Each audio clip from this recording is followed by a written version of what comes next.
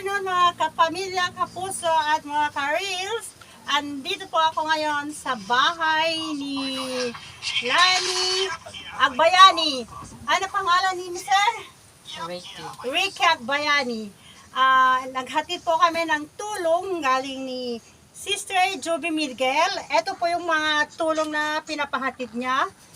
Bigas, grocery, ito. At meron din kaming dalang spaghetti. Niluto ko yan kanina para matigman din nila ang luto ko. Ito po, Sister Joby, di ba, yung grocery, hindi ko binili lahat. Kasi nag-usap kami ni Sister Lani, nagsabi siya, sa Thursday daw, kailangan daw magpa-check up yung anak niya. So, wala siyang pera. So, iniisip ko, tama na ata itong binili kong grocery para sa kanila. Nag-iwan po ako ng pera ng 1,003 ata to. Sobra sa grocery.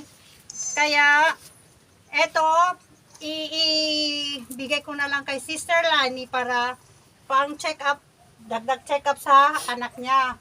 1,300 yan. Tapos, yung sinabi na budget sa mga bata pang eskwela, para sa school opening kasi wala pa kasi talaga sila sis, wala pa talaga silang gamit. So, nag-usap kami ni sister, sabi niya, wala pa daw mga gamit yung mga anak niya. Kasi yung mga uniform, sapatos, o yung mga bag nila na lumaki yung baha, lumaki yung tubig dito, umabot daw dito sikit, na wash out daw sis. So, walang-wala yung mga bata. So, naawa din, naisip ko din na sila ang alam kung ano ang dapat bilhin. Slot, uniform, bako, etc. para sa school, sapatos. So, hindi ko naman alam sis kung ano mga size nila. So, etong 1,500 na binigay mo sis para sa kanila, iabot ko po to sa kanila. Dito na lang sa mother, pati para yung mother na lang magbibili.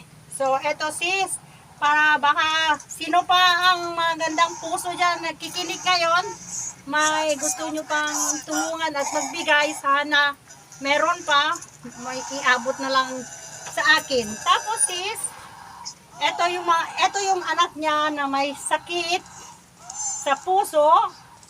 Ito, kailangan ngayon sa September 19, mang eco, todo eco. So, kailangan na naman ng pera. Tapos, may Mary Grace. Oh, dito ka.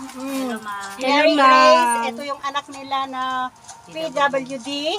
Na din, kaya ito, baga, anak kaya may baga. Thank you, ma'am. Ay, thank you, ma'am. Intid mo kami nga saya, mi ma'am. Thank you, sir, mas ma'am.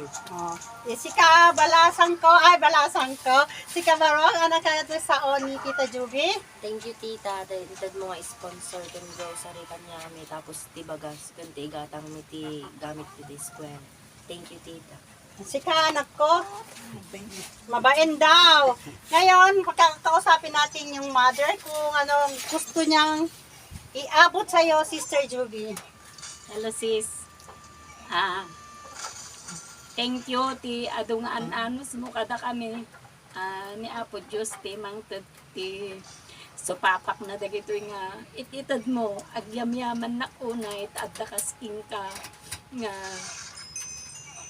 managtulong kun haan nga mang baybay ati narigat ti panagbiag nga kasla kada kami. Thank you sis. God bless. Yes, sir. Mabain din. Kakarupa pa naman kayo dalawa kaya pareho kayo mabain. Mabain daw si sir. Oh, yan. Hala sis, Sister Joby, thank you very much. Maraming salamat sa malaking puso mo sis. Wish ko lang sis na hindi ka magbago at marami pang taong maitulong mo sis. Alam ko na hindi ka madamot at malambot yung puso mo sis. Maraming more blessing to you. maraming blessing na maabot mo at sa buat sa pamilya mo, sis. Maraming salamat sa tulong mo dito sa kanila. Sige, bye-bye, sis. See you.